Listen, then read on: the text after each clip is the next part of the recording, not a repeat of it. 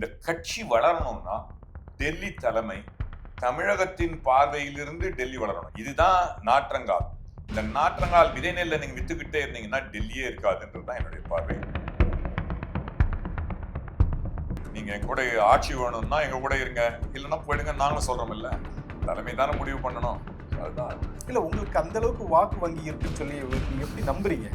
இல்ல, நான் அது பகிரங்கமாவே கேட்கிறேன். இன்னைக்கு விஜய்க்கு குறைந்தபட்சம் 15% உண்டு. எங்களுடன் சேர்ந்தா 22% ஆச்சு. இது மாற்றி போடணும்ன்ற 27%. எது வெற்றி பெறும்ன்ற அணிக்கு ஒரு 5-6%. 33% மும்முனை போட்டி வந்தா நாங்க 160 சீட். நானும் ஒண்ணு பெட்டு வைக்கிறேன். எந்த திமுக காரர் வேணா இன்னைக்கு பாக்குறவர் பண்ணட்டும். நான் 1 லட்சம் ரூபாய் பெட்டு வைக்கிறேன். நாங்க இல்லாம திமுக ஜெயிச்சுக்காங்க. காங்கிரஸ் இல்லைன்னா திமுக ஜெயிக்காது. நிச்சயமா ஆட்சி அமைக்க முடியும். நாங்க யாருக்கும் அடிமை சாசனம் எழுதி கொடுத்துடல. நாங்க மக்கள் பக்கம் தான் நிக்கணும். திமுக பக்கம் நிக்கிறதுக்கு உங்களுக்கு இல்லை. எலெக்ஷன் போது தேச கூட்டணி எது மக்களுக்கு நல்லதோ அதை பேசாவிட்டா இந்த கட்சி அழிஞ்சிடும். அவங்களுக்கு எது நல்லதுன்னு பாத்துக்கிறாங்க. நான் ஏன் திமுக நல்லது பார்க்கணும்? நான் எனக்கு நல்லது தானே பார்க்கணும். முட்டாளா இருக்குமே நாங்கன்றதான் என்னுடைய பிரார்த்தனை. நான் தோல்வி அடைந்தா பரவாயில்ல, அது என்னுடைய தோல்வி. அவர் தோல்வி அடைந்தா இந்தியாவில். இதை நீங்க சிரித்து கொண்டு பேசணும். இல்ல, நான் சிரிப்புக்காக சொல்ல, நீங்க ஒரு ஏளனமாக பேசலாம். இல்ல, இந்த மாதிரி அடி வாங்கி எழுந்து நிக்கிறோம் பாருங்க. எத்தனை தடவை விழறோம்னு முக்கியம் இல்ல, எவ்வளவு தடவை எழுந்து நிக்கிறோம். அந்த மாதிரி ஆக்களை நீங்க பாராட்டணும். தோல்வியை பார்த்து தோண்டு போறவங்க காங்கிரஸ்காரன் இல்ல. இந்தியாவில அடிமால அடி வாங்கி காந்தி சொன்னார் ஒரே ஒரு காரணத்துக்காக ரத்தம் செஞ்சவங்க காங்கிரஸ்காரன். சார், இப்போ இந்த தேர்தலுடைய சூழ்நிலைகள்லாம் பார்த்தா தாவேக்காவிலையும் சொல்றாங்க எங்களோட காங்கிரஸ் வந்துருவாங்க அப்படின்னு, காங்கிரஸ்லயும் சொல்றாங்க நாங்க தாவேக்காவில் போயிடுவோம். என்னுடைய இறுதியான கேள்வி நினைக்கிறாங்க நாங்க அவங்க கூட இருக்கோம். ஏன்னா we are the best.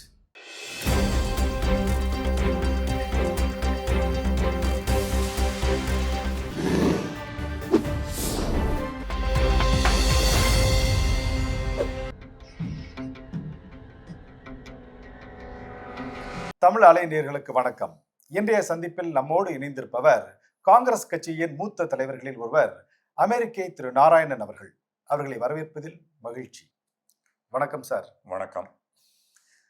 ஒவ்வொரு தேர்தல் வரும்போதும் காங்கிரஸ் கட்சிக்காரர்களுக்கு எங்க இருந்தா அவ்வளவு தைரியம் வருதோ அப்படின்னு கேட்கக்கூடிய அளவுக்கு ஒவ்வொருத்தரும் எனக்கு அவ்வளவு தொகுதி, அதிக சட்டமன்ற தொகுதிகள் வேண்டும், ஆட்சியில் அதிகாரம் வேணும் அப்படின்னு கேட்கக்கூடிய ஒரு குரல் தமிழ்நாட்டில் இப்போ கேட்க முடியுது. எப்படி பாக்குறீங்க சார்? இல்லை, என்ன எனக்கு காங்கிரஸ் கட்சிக்கு அவ்வளோ தைரியம் தான் இல்லை. எப்பயும் தைரியம் இருக்கு. ஆனால் நீங்கள் இப்போ தான் பார்க்குறீங்க, வேற ஒன்றும் இல்லை. என்னுடைய பேச்சை நீங்கள் நான் தொடர்ந்து என்னுடைய கருத்தை சொல்லி வருகிறேன். இல்லை, நான் கேட்குறது தேர்தல் நெருங்கும்போது தான் அவங்க இந்த மாதிரி ஒரு ட்விட்டர்லையும் நீங்கள் பார்க்கலாம், பல நேரங்களில் பார்க்கலாம். நான் தெளிவாக பேசி வரேன். அதனால் நீங்கள் அந்த கேள்வி உங்களுடைய பார்வை ஜெர்சி ஒன்னை பற்றி இது பார்க்குறேன்னு நீங்கள் இந்த கண்லேருந்து பார்க்கலையோன்ற மாதிரி தேர்தல் வரும்போது உங்க பார்வை வித்தியாசமா இருக்கு. நாங்க எப்பயும் சொல்லிக்கிட்டு இருக்கோம். பட் உங்களுடைய பார்வையாளர்கள், ஊடகவியலாளர்கள்லாம் தேர்தல் நேரத்தை தான் எங்களை கவனிக்கிறீங்களோன்னு எனக்கு ஒரு பார்வை இருக்கு. அதனால இந்த கேள்வி நீங்க உங்களையே கேட்டுக்கொள்ள வேண்டிய கேள்வி.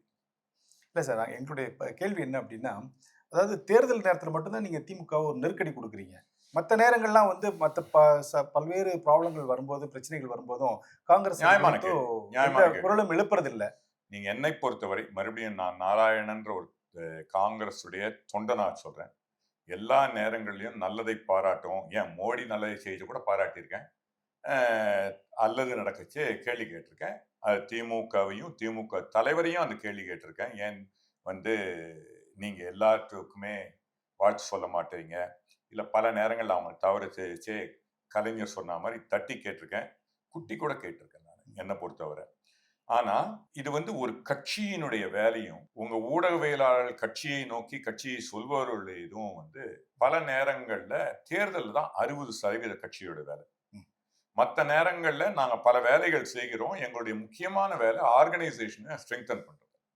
அதனால எல்லாமே பப்ளிக் வியூல வர வேண்டிய அவசியம் இல்லை, வரவதும் இல்லை. உங்களுடைய பார்வையும் அதுதான் அதற்கான பதில். அதாவது சார், தேர்தல் வரும்போது இந்த மாதிரி நீங்க கேட்குறீங்க. ஆனா என்னதான் தமிழ்நாட்டுல இருக்கக்கூடிய காங்கிரஸ் கட்சியினர் வந்து குரல் குடுத்தாலும், இறுதியா வந்து டெல்லியில இருக்கக்கூடியவங்களுடைய முடிவ எடுத்து தான் அவங்க என்ன சொல்றாங்களோ அதத்தான் திமுகவும். நேச்சுரலி நேச்சுரலி அவர் பார்ட்டி இஸ் நேஷனல் பார்ட்டி. எங்களுடைய வேலை வந்து நான் அடிமட்ட தொண்டன். இன்றைக்கு நான் எந்த பொறுப்புலையும் இல்லை. ஆனாலும் என்னுடைய கடமையை நான் செஞ்சுக்கிட்டு இருக்கேன்.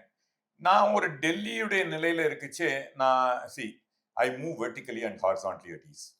நான் வந்து சோனியா காந்தி கூட உட்காந்து பேசியிருக்கேன். அவங்க காங்கிரஸ் டேட்டா பேங்க்ல நானு, மனிஷ் திவாரி, பிருத்திவிராஜ் சவான் எல்லாம் உட்காந்து வேலை பண்ணியிருக்கோம். நான் ராஜீவ் காந்தியை பார்த்தவன், ராகுல் காந்தியுடைய பல நேரம் பழகியவன், பல தேர்தல்கள்ல அவருடைய இன்னும் ஒன்று கேட்டால் பெரியார் சிலையில நான் தான் அவருடைய இவிகேஎஸ் இளங்கோவனுடைய இதுல நான் தான் அவருடைய இதை வந்து மொழிபெயர்த்தேன். பெரிய வரவேற்பை பெற்றது. அதனால இது வந்து பலரேடையும் இன்னும் உயர்மட்ட தலைவர்கள், இன்னும் இடைத்தலைவர்கள், தமிழக தலைவர்கள், அடிமட்ட தொண்டர்கள், காங்கிரஸ் இல்ல காங்கிரஸ் அல்லாதவர்கள், அனைத்து கட்சி ஆட்டோ தொழிற்சங்கத்துடைய கௌரவ தலைவராக இருந்தோம் நான். இது வெரி யூனியனைஸ்ட். இது கம்யூனிஸ்டுகள் யாரையும் உதவ மாட்டாங்க. அப்படி இருந்தும் அவர்கள் என்ன எடுத்தாங்கன்னா, நான் பொதுமக்கள் மத்தியில அடித்தட்டு மக்கள், குடிசைவாசிகள் எல்லாரையும் பழகக்கூடிய ஆள்.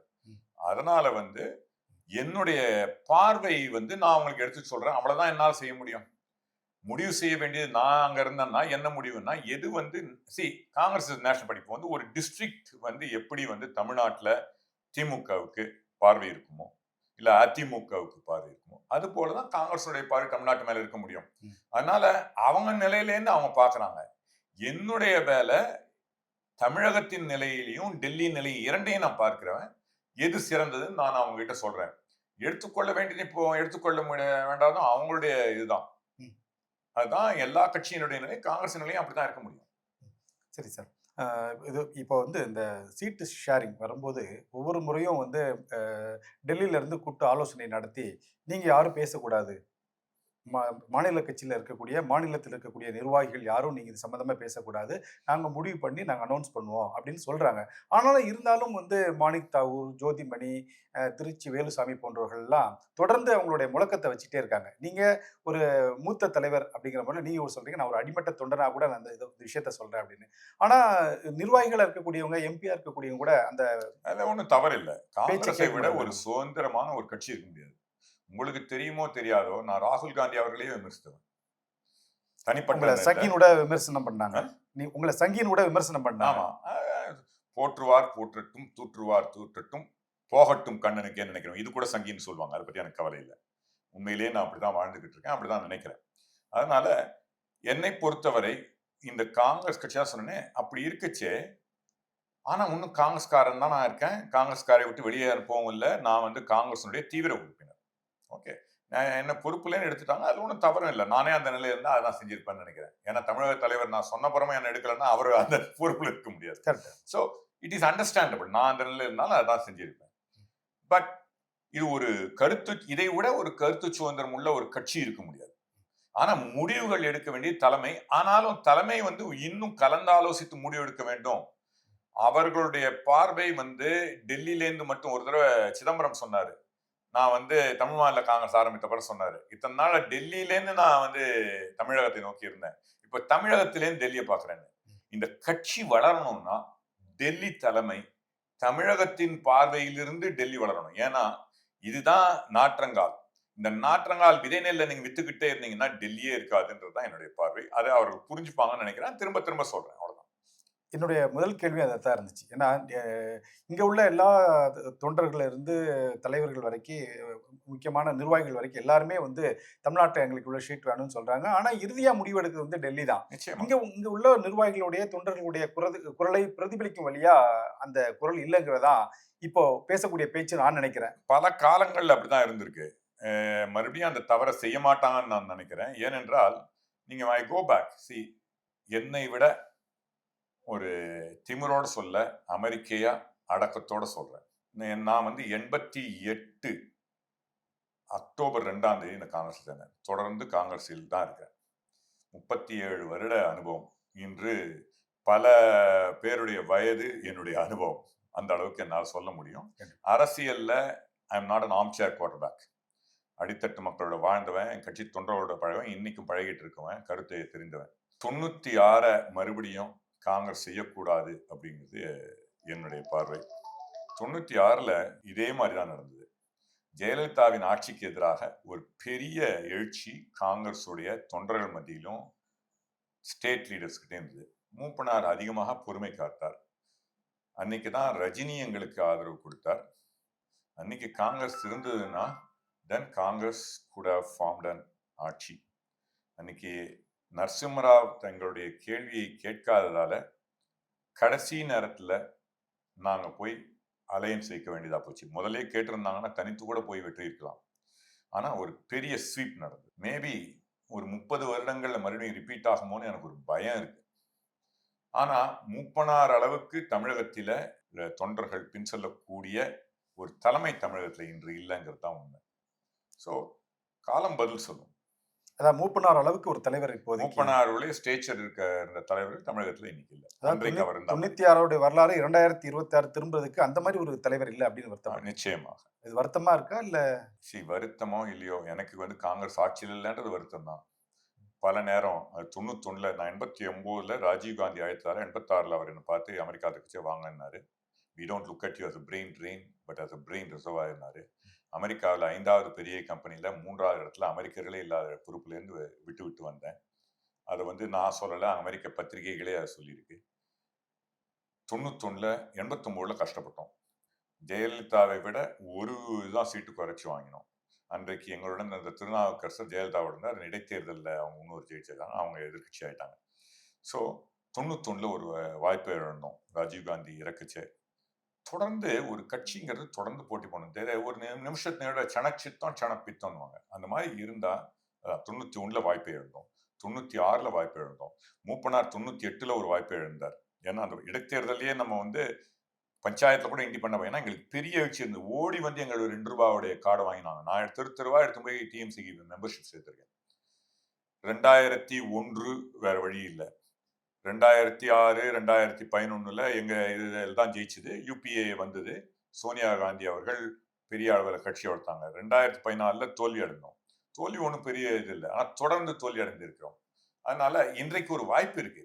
கட்சி ஒரு தேர்தலில் வெற்றி பெற்றா ஒரு ஸ்டேட்ல வளமா இருக்கணும்னா தேர்தலில் போட்டியிடணும். தனித்தோ இல்ல தாங்கள் ஆட்சியில் பங்கு இருக்க வழியோ ஒரு கட்சி கலைஞர் கருணாநிதி சொன்ன மாதிரி மடம் அல்ல. எதுக்கு நான் அரசியலுக்கு வந்தேன்?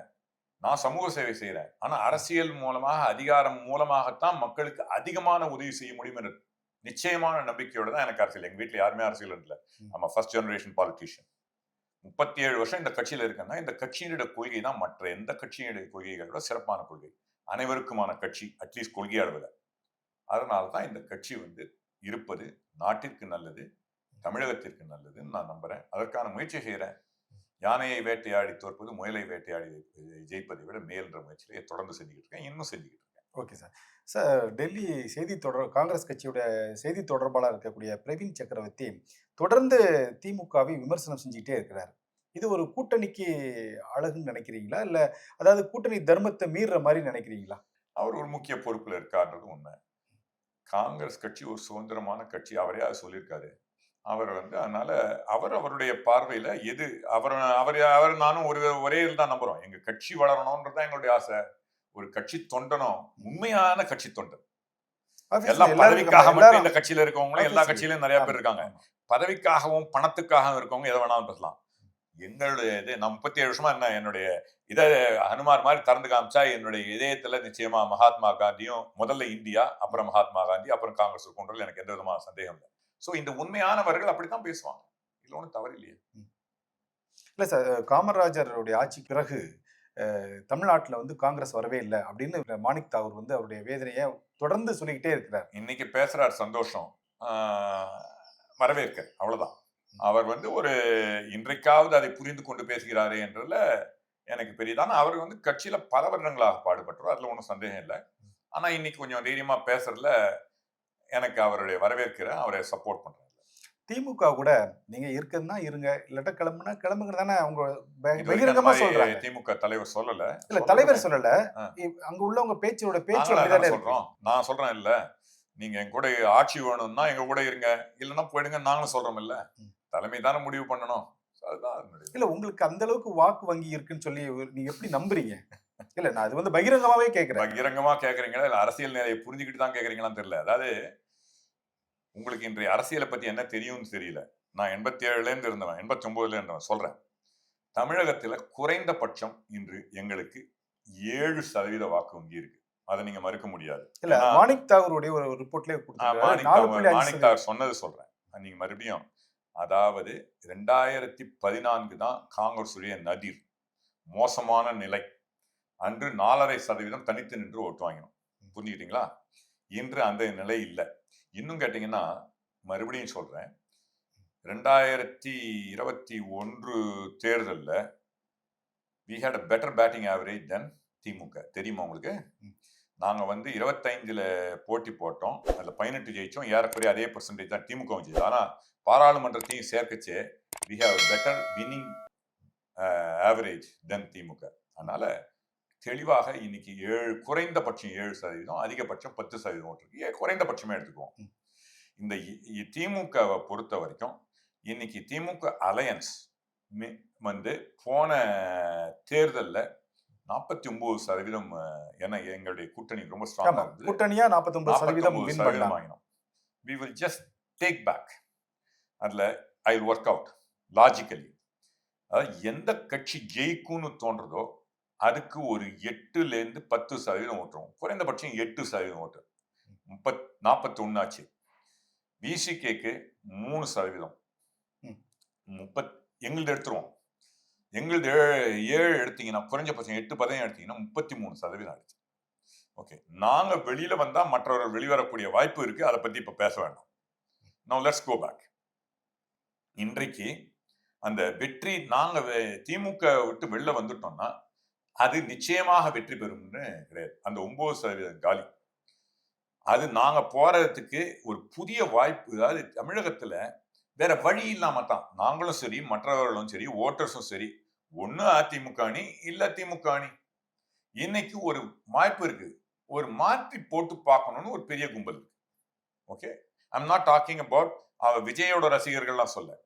தமிழகத்துல ஒரு மாற்றம் வேண்டும் நினைக்கிற கும்பல் ஒரு 5% இருக்கு. இன்னைக்கு விஜய்க்கு குறைந்தபட்சம் 15% ஓட்டு. எங்களுடன் சேர்ந்தா 22% ஆச்சு. இது மாற்றி போடணும்ன்ற 27%. எது வெற்றி பெறும்ன்ற அணிக்கு ஒரு 5ல இருந்து 6%. 33% மும்முனை போட்டி வந்தா நாங்க 160 சீட். ரொம்ப simple. It's arithmetically possible, practically possible, it's realistically possible. There's always risk. நானும் ஒண்ணு பெட்டு வைக்கிறேன். எந்த திமுக காரர்களா இன்னைக்கு பாக்குறவர் பண்ணட்டும். நான் 1 லட்சம் ரூபாய் பெட் வைக்கிறேன். நாங்க இல்லாம திமுக ஜெயிச்சுக்காங்க. இந்த இதுல நான் 1 லட்சம் ரூபாய் கொடுத்துறேன். அந்த அளவுக்கு நான் சொல்றேன். யாராவது தைரியமா எடுத்துட்டு முதல்ல வரவர்கிட்ட நான் 1 லட்சம் ரூபாய் உங்ககிட்டே கொடுத்துறேன், நீங்களும் வாங்கிக்கங்க. அதாவது நீங்க சொல்றதுல இருந்து நான் ஒண்ணு புரிஞ்சுக்கிறேன். காங்கிரஸ் இல்லைன்னா திமுக ஜெயிக்காது. நிச்சயமா ஆட்சி அமைக்க முடியாது. திமுக இல்லைன்னா எங்களுக்கு ஒரு சீட்டு கூட கிடைக்காது. அதுவும் நான் சொல்றேன். எனக்கு ஒண்ணு நான் வந்து மத்தவங்க மாதிரி மாத்தி பேசுற டூ டங் ஆள் இல்ல. டேட்டா என் கட்சி எனக்கு வேணும். ஆனாலும் உண்மை ஏன் இன்னைக்கு பல பேர் வந்து நான் ஒரு கட்சியுடைய ஸ்போக்ஸ் பர்சனாலும் தெளிந்து கேட்கறாங்கன்னா நான் உண்மையை தவிர வேற ஒன்று பேசவில்லை. உள்ளொன்று வைத்து புறமொன்று பேசும் உறவு கலவாமை வேண்டும்ன்றது நம்ம. அதனால பல கட்சிகள் கூட உறவு இருக்கக்கூடாதுன்னு நினைக்கிறதா உள்ளொன்று வைத்து புறமொன்று பேசுகிறார்கள் எங்க கட்சியில் இருக்கும் கூட. So I can guarantee you, if you want to take a bet, I'll put 1 lakh today. We'll see. If we are not with DMK, அவங்க ஆட்சி அமைக்கலாம். சரி சார். இதை புரிந்து கொண்டு டெல்லியும் செயல்பட வேண்டும், திமுகவும் செயல்பட வேண்டும். ஓகே. ஆட்சியில் பங்கு, அதிகாரத்தில் பங்கு தான் ஒரு கட்சியினுடைய நிலையா இருக்க முடியும். அதிகாரத்துல வந்தாதான் மக்களுக்கு அதிகமாக சேவை செய்ய முடியும். கரூர் சம்பவத்துல தாவேகா வந்து ஒரு இக்கட்டான சூழ்நிலை இருக்கும்போது ராகுல் காந்தி அவர்கள் வந்து அவர்கிட்ட பேசினார். அது கூட ஒரு கட்டசி கால் அப்படின்னு கூட நம்ம எடுத்துக்கலாம். ஆனா தொடர்ந்து பிரவீன் சக்கரவர்த்தி வந்து அவரை மீட் பண்றாரு, அவர்கிட்ட பேசுறாரு. ஒன்றும் தவறு இல்லைங்க. அதாவதுங்க நான் என்னோட இது என்னவோ பெரிய பஞ்சமா பாதகம் மாதிரி நீங்க பேசுறீங்க. திமுக கார மாதிரி பேசுறீங்க நீங்க. அப்படி இல்ல. நான் வந்து என்னோட क्वेश्चन நான் முடிச்சிடுறேன். முடிங்க. அதாவது பிரவீன் சக்கரவர்த்தி வந்து பேசுறதோட மட்டும் இல்லாம சமீபத்துல ஒரு யூடியூப் சேனலுக்கு ஒரு பேட்டி கொடுத்தார். திமுகவை கடுமையா விமர்சிக்கிறார். அது அவருடைய பார்வை. ஒண்ணு புரிஞ்சுங்க. இதையெல்லாம் செய்யாததால் தான் நாங்க வந்து யாருக்கும் அடிமை சாசனம் எழுதி கொடுத்துடல. ஒண்ணு கேட்டா நான் தெளிவா சொல்றேன். நீங்க கேட்டதுதான் கேள்வி, சரியான கேள்வி. முதல்ல கேள்வி கேட்டீங்க. நாங்க மக்கள் பக்கம் தான் நிக்கணும் ஒழிய திமுக பக்கம் நிக்கிறதுக்கு உங்களுக்கு ஒண்ணும் இல்லை. எலெக்ஷன் போது there's a கூட்டணி. எது மக்களுக்கு நல்லதோ அதை பேசாவிட்டா இந்த கட்சி அழிஞ்சிடும். இந்த சரி. கட்சியுடைய ப்ராப்ளம் அப்போ என்னன்னா, திமுக வந்து கொடுத்த வாக்குறுதிகளை வந்து நிறைவேற்றவே இல்ல. அத நீங்க இதுவரைக்கும் கேட்கவே இல்லையே. மறுபடியும் சொல்றேன். நாங்க பலமுறை பல விஷயங்கள பேசியிருக்கோம். ஒவ்வொரு முறையும் நீங்க கேட்க வேண்டிய கேள்விகளுக்கு பதில் சொல்ல வேண்டிய நிலை என்ன நான் இல்ல, அவசியம் இல்ல. ஒவ்வொரு கட்சியும் திமுகவை நான் விமர்சனம் செய்யறேன்னா, அது என்னுடைய பார்வை. திமுக கிட்ட நான் கத்துக்கணும்னு நினைக்கிறேன். திமுக ரொம்ப தெளிவா இருக்காங்க. நான் பலமுறை இன்னும் உங்க இல்ல மறுபடியும் சொல்றேன். எனக்கு வந்து சமயத்துக்கு தகுந்த மாதிரி பேசுற ஆள் இல்ல. உண்மையை பேசுறதால எப்பயும் சரியா பேச முடியும். திமுக கிட்ட நான் கத்துக்கணும். திமுக ஜெயிச்ச உடனே அதிமுகவுடைய அமைச்சராக இருந்தவர் எலெக்ஷன் போது முன்னால ஒரு திமுக ஆள கூட்டு ரோட்ல நடத்திட்டு போனாரு. அதே அமைச்சரை திமுக ஆட்சிக்கு வந்த உடனே அரெஸ்ட் பண்ணாங்களா இல்லையா? ஒரு தொண்டனை காப்பாற்றுகின்ற திமுக அங்க தொண்டன் போவானா? எங்க தலைவர் ராஜீவ் காந்தியை காப்பாத்தலையே, எங்க கூட இருப்பானா? சோ திமுக கிட்ட நாங்க கத்தணும். திமுக எங்க கூட பேசவும் சரி, அவங்க கூட இருக்க கூட்டணி கட்சிகள் பேசணும் சரி, அவங்களுக்கு எது நல்லதுன்னு பாத்துக்கிறாங்க. நான் ஏன் திமுக நல்லது பார்க்கணும்? நான் எனக்கு நல்லது தானே பார்க்கணும். முட்டாளா இருக்குமே நாங்கன்றதான் என்னுடைய பார்வை. அதான் என்னுடைய கேள்வியும். அதாவது நான் பதில் சொல்லிட்டேனே, நீங்க மாறணும்னு சொல்றேன். அவ்வளவுதானே என்னால சொல்ல முடியும். மாற்ற வேண்டிய இடத்துல நான் இல்ல. இருந்தா மாத்திடுவேன். இந்த கட்சி யார் இந்த கட்சியை வளர்க்க முடியும்னு தெரிந்தவர்கள் இல்ல. இந்த கட்சியில பல நேரங்கள்ல அடிமை சாசனம் எழுதி கொடுத்தவர்கள் முடிவு செய்கின்ற நிலையில இருக்காங்க. அவர்களுக்கு பணத்தாலேயோ அதிகாரத்துக்காகவோ இல்ல அவங்களுக்கு பதவிக்காகவோ தங்கள் வாழ்க்கையை துறந்தவர்கள் இருக்காங்க. நாட்டுக்காக வாழ்க்கையை துறந்தவர்கள். என் வீடு பேர் இந்தியா, என்னுடைய செல் நம்பர் இந்தியா. இன்னைக்கு நேத்து இல்ல, 30 வருஷமா காங்கிரஸ்ல 30 வருஷமா ஒரு பொறுப்புலையும் இல்லாம என்னால இருக்க முடியும். ஏன்னா எனக்கு கட்சியில பதவியோ பணத்தையோ எதிர்பார்த்து இல்ல, மக்களுக்கு உதவி செய்யணும். இந்த மாதிரி ஆட்களை கட்சி தூக்கி விடலாம். இந்த கட்சி இப்படிதான் இருக்கும். ஆனா அப்படி இல்லையே காங்கிரஸ்ல. அதனாலதான் இப்படி இருக்கு. அதாவது இப்போ உங்களை வந்து ராஜீவ் காந்தி வந்து நீங்க அமெரிக்காவில் ஒரு பெரிய நிறுவனத்துல வேலை பார்த்தீங்க. ராஜீவ் காந்தி அழைப்பின் பேர்ல நீங்க வந்து தமிழ்நாட்டுக்கு வந்து ஒரு காங்கிரஸ் கட்சிக்காக பணியாற்றுறதுக்காக தமிழ்நாட்டுக்கு வந்தீங்க. உங்களுடைய பெரிய பதவியையும் புறந்தள்ளி விட்டு நீங்க வந்திருக்கீங்க. ஆனா உங்களுக்கு ஒரு உரிய அங்கீகாரம் இல்லாத மாதிரி காங்கிரஸ் கட்சியில நிறைய பேர் இருக்காங்களே. ஆமா, எனக்கு தெரியும். இன்னும் கேட்டா என்னையாவது பப்ளிக்கு தெரியுது. எனக்கு ராகுல் காந்தியுடைய இதுல வந்து அவரை மாதிரி ஒரு கடினமான உழைக்கக்கூடிய தலைவர் இந்தியால இருக்கவே முடியாது. இவ்வளவு ஏறக்குறைய நான் அடி வாங்கி நின்னுகிட்டு இருக்கேன்ல, அவர் என்னை விட பெரிய அடி வாங்குறாரு. ஆனாலும் போட்டி உங்களுக்கு அவருக்கும் தான். தொடர்ந்து இல்ல, எனக்கு நான் அவர் கூட போட்டி போடக்கூடிய நிலையில் நான் இல்ல தோல்வி அடையது இல்ல. நான் தோல்வி அடைந்தா பரவாயில்ல, அது என்னுடைய தோல்வி. அவர் தோல்வி அடைந்தா இந்தியாவுடைய தோல்வி. இத வந்து நீங்க சிரித்துக் கொண்டு பேசக்கூடாது. இல்ல நான் சிரிப்புக்காக சொல்ல. நீங்க ஒரு ஏளனமாக பேச இல்ல இது ஏளனமாக இல்ல. இந்த மாதிரி அடி வாங்கி எழுந்து நிக்கிறோம் பாருங்க. எத்தனை தடவை விழறோம்னு முக்கியம் இல்ல, எவ்வளவு தடவை எழுந்து நிக்கிறோம். அந்த மாதிரி ஆட்களை நீங்க பாராட்டணும். கண்டிப்பாக. இல்ல தோல்வியை பார்த்து தோண்டு போறவங்க காங்கிரஸ்காரன் இல்ல. இந்தியால வந்து அடிமால அடி வாங்கி காந்தி சொன்னார்னு ஒரே ஒரு காரணத்துக்காக ரத்தம் சிந்தியும் காங்கிரஸ்காரன். அன்னைக்கு உடம்புல ரத்தம் சிந்தினோம், இன்னைக்கு மனத்துல ரத்தம் சிந்திக்கிட்டு இருக்கோம். அந்த வேதனை தான் எங்களுக்கும், நாங்களும் அதான் கேட்கிறோம். அந்த வேகம் வார்த்தைகள்லயும் உங்களோட உடலுடைய பாவனையிலையும் வரணும். அந்த பாவனையை நான் பார்க்கல. அதனால கொஞ்சம் எல்லாரும் வந்து சிந்திச்சு பேசுங்க. உள்ளொன்று வந்து வைத்து புறமொன்று பேசாதீங்க தயவு செஞ்சு. அப்படிலாம் இல்ல சார். காங்கிரஸ் கட்சிக்காரங்க உழைத்தவங்க மேல வரலையே. உங்களோட உழைப்பு இன்னும் அதுக்கான இல்ல ப்ரூஃப்லாம் இல்லையேங்கிறதா எங்களுடைய வருத்தமே தவிர எனக்கு என்ன நடக்குதுன்ற கவலை இல்லை. இந்தியா முன்னுக்கு வரணும். இந்தியா வந்து அனைவருக்குமான இந்தியா இருக்கணும்னா காங்கிரஸ் ஒன்றுதான் அதை செய்ய முடியும் தேசிய அளவுல. அந்த காங்கிரஸ் முன்னுக்கு வரணும்னு உண்மையா நான் நினைக்கிறேன். ராகுல் காந்தியும் நினைக்கிறாரு. எப்படி என்னால எங்க கட்சியை கன்வின்ஸ் பண்ண முடியலையோ, ராகுல் காந்தியால இன்னும் மக்களை கன்வின்ஸ் பண்ண முடியல. நடக்கும், அதுக்கு ஒரு காலம் வரும், பார்ப்போம். எந்த இடத்துல இந்த டிராபேக் இருக்குன்னு நினைக்கிறீங்க சார்? அடித்தட்டுல மேல்தட்டு வரைக்கும் எங்களுக்கு வந்து எங்களுடைய பாரம்பரியமே ஒரு ப்ராப்ளம்னு நினைக்கிறேன். ஏன்னா காமராஜர் சொன்னாரு, டேய் மக்களுக்கு நம்ம சேரும், அம்மாக்கு சேலை வாங்கி கொடுத்துட்டு விளம்பரம் செய்வியாடான்னு சொன்ன பரம்பரையில் வந்துட்டுமா, சொன்னதை செய்ததை கூட சொல்ல முடியாத ஒரு கட்சியாக இருக்கிறது. அது ஒரு ப்ராப்ளம். எங்க மேல உள்ள தவறான சில விஷயங்கள் நாங்க வந்து இன்னும் சரியா செய்யணும். அதாவது மக்கள் மேல குறை சொல்ல மக்கள் தெளிவா இருக்காங்க. ஆனா மக்கள் கிட்ட கருத்தை எடுத்து சொல்ல வேண்டும். ஃபார் எக்ஸாம்பிள் 1,76,000 கோடி 1,86,000 கோடி பொய் சொன்னாங்க. உங்கள மாதிரி ஊடகங்கள் ஊதி பெருசாக்கினீங்க வெக்கம் இல்லாம. ஆனா வந்து இந்த 12 ஆண்டு ஆயிடுது. ஒரு ஏதாவது பூர்வாச்சா? நான் அப்பயே சொன்னேன். ஆனா காங்கிரஸ் அதை சரியா செய்யலைங்கிறதான். எங்க கட்சியில தப்பு செஞ்சவங்கள கூட ஜெயில போட்டோம். நான் வந்து என்ன சொன்னேன்னா அன்னைக்கு ஐ வாஸ் ஆனா ஒண்ணு இந்த கட்சி சொல்றேன். நான் நேஷனல் டிவில ஒத்துக்கிட்டேன்.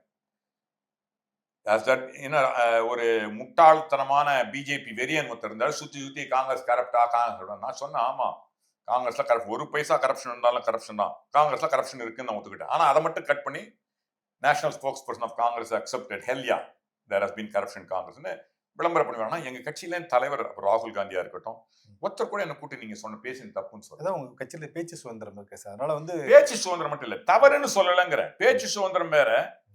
நேஷனல் டிவில தேர் பீன் கரப்ஷன் உண்மையை தான் பேசிருக்கேன். ஒரு பைசா கரப்ஷன் தான் கரப்ஷன். எந்த கட்சியில கரப்ஷன் இல்ல. கண்டிப்பா. ஆனால் பேச்சு சுதந்திரம் வேற. நான் ஒரு பொறுப்புல இருக்கச்சு நேஷனல் ஸ்போக்ஸ் பர்சனா பேசினதை பல பேர் விமர்சனம் பண்ணாலும் எங்க கட்சி தலைமையோ ஏன் எங்க அங்க அஜய் மேக்கன் தான் இருந்தாரு. அவரும் என்கிட்ட பேசினாரு. யாரும் என்ன வந்து நீங்க செஞ்சது தவறு இல்லை. யாரும் முழுமையா பார்க்காம அவன் வெட்டி பேசுறான். உங்களை மாதிரி ஊடகங்கள் மோடி கிட்ட பணம் வாங்கிக்கிட்டு பேசிக்கிட்டு இருக்காங்கன்னு அவங்களுக்கு புரிஞ்சுது. சோ மக்கள் கிட்ட நாங்க சரியா அந்த நேரத்துல சொல்லல. These are our problem. அந்த மாதிரி சரியா சொல்றவங்களை பொறுப்புல இருக்கு. இதனால் இவன் செய்வான் என்றாய்ந்து அதனை அவன் கண்விடல். அதை இந்த கட்சி தலைமை செய்யலைங்க நான் குற்றம் சாட்டுறேன். கரெக்ட் தான். அவ்வளவுதான் விஷயம். எங்களை விட அனைவருக்குமான அரசு. நாங்கெல்லாம் ஒரு சிவில் சொசைட்டியோ ஊடகங்களோ எங்களை குறை சொன்னா கேட்போம், வெக்கப்படுவோம். தப்பு செய்ய வெக்கப்படுவோம், கூலி கிரியிடும். இன்னைக்கு வந்து 2 பேர் எம்எல்ஏ வச்சுக்கிட்டு ஆட்சி பிடிச்சா அவங்க எல்லாம் கேட்கறதுக்கு துப்பு இல்ல. இதெல்லாம் ஒரு ஆட்சி நடக்குது. இதுக்கு ஊடகங்கள் ஊதி ஊதி அவர்களை பாராட்டுறாங்க. நல்லதே செய்யலன்னு நான் சொல்லல. ஆனா தவறு செய்யச்ச சுட்டி காட்டாத ஊடகங்கள், தமிழக ஊடகங்கள், இந்திய ஊடகங்கள் எல்லாத்தையும் விலைக்கு வாங்கிட்டாங்களே. இதைத்தான் நான் சொல்றேன். உங்களுக்குள்ள பொறுப்பை நீங்கள் சாட்டால் எங்களுக்கு போன்ற நல்லவர்கள் ஆட்சியில் வர முடியல என்றுதான் என்னுடைய ப்ராப்ளம். உங்களுக்கு உங்கள் நாட்டில் உள்ள பொறுப்பு என்னன்னு நீங்க எல்லாரும் உங்களை விமர்சிக்கிறது பார்க்கணும். உங்களை மாதிரி ஆட்களை ஐடென்டிஃபை பண்ணி ஒரு பொறுப்பை கொடுக்காம காங்கிரஸ் விட்டாங்கிறது எங்களுக்கு ஒரு வருத்தம் சார். மாதிரி பேசக்கூடிய அதாவது ஒரு உண்மையை வெளிக்கொண்டு வரக்கூடிய இதனால் இவன் செய்து முடிக்கும் என்று ஆராய்ந்து அதனை அவனுக்கு விடல் நீங்களே சொன்னீங்க. உங்களை மாதிரி ஆட்களை கொண்டு வரலங்கிறதா எங்களுடைய வருத்தம். மீடியாவுடைய வருத்தமே அதுதான். எனக்கு வந்து அந்த அளவு திறமை எங்க கட்சியை என்ன நான் யாரையும் பிளேம் பண்ண விரும்பல. என்னுடைய தவறு அவர்கள் புரிந்து கொள்ளக்கூடிய அளவு சொல்லல எனக்கு தெரியலையோன்னு நான் நினைக்கிறேன். Okay okay sir. Okay sir. இப்போ இந்த தேர்தலுடைய சூழ்நிலைகள்லாம் பார்த்தா தாவேக்காவிலையும் சொல்றாங்க எங்களோட காங்கிரஸ் வந்துருவாங்க அப்படின்னு. காங்கிரஸ்லயும் சொல்றாங்க நாங்க தாவேக்காவில போயிடுவோம். என்னுடைய இறுதியான கேள்வி நினைக்கிறாங்க நாங்க அவங்க கூட இருப்போம். ஏன்னா we are the best. நாங்க இருக்க இடம் தான் வெற்றி பெறும்னு அனைவருக்கும் தெரியுது. அதுதான் காரணம். வேற என்ன இருக்க முடியும்? இதுவே காங்கிரஸ்க்கு வெற்றின்னு தான் நினைக்கிறீங்களா? இது வந்து இல்ல இதெல்லாம் வந்து இல்ல நீங்க மாதிரி நாங்க அதாவது எங்க எண்ணம் வந்து உயர்ந்த எண்ணம். ஆட்சியை பிடிக்கணும். ஆட்சியை பிடிப்பது முக்கியம் இல்ல. அடித்தட்டு மக்களுக்கு உதவணும். அதுதான் இதுக்கு it's only a tools to an end. It's not an end in itself. அவனுக்கு ஆட்சியை பிடிக்கிறது மட்டும்தான், பணம் பண்றது மட்டும்தான், பதவியில வர்றது மட்டும், அதிகாரம் மட்டும் தான், அகங்காரம் மட்டும்தான் அவங்களுக்கு எல்லாம் குறிக்கோள். எங்களுடைய குறிக்கோள் அடித்தட்டு மக்களுக்கு செய்யணும். மகாத்மா காந்தி சொல்ற மாதிரி வறியவர்களிலும் வறியவர்கள், எளியவர்களிலும் எளியவர்களுக்கு உதவி செய்யணும் தான் இன்னைக்கு ராகுல் காந்தி செய்யறாரு. அவருடைய எண்ணம் சரி. இன்னும் நடைமுறையை சரிப்படுத்திக்கணும். டாக்டிக்கலா பெட்டரா இருக்கணும். சரியான ஆட்களை ஐடென்டிஃபை பண்ணணும். பண்ணுவார்னு நம்புவோம். பண்ணா அவருடைய வெற்றி, இந்தியாவுடைய வெற்றி. இல்லையேல் இந்தியாவுடைய தோல்வி. நான் என்னுடைய ட்விட்டர்லயே போட்டிருக்கேன், save Congress to save India. Okay sir. நாங்களும் நம்பிக்கையோடு இருக்கேன் சார். நன்றி, வணக்கம். வாழ்க வளமுடன்.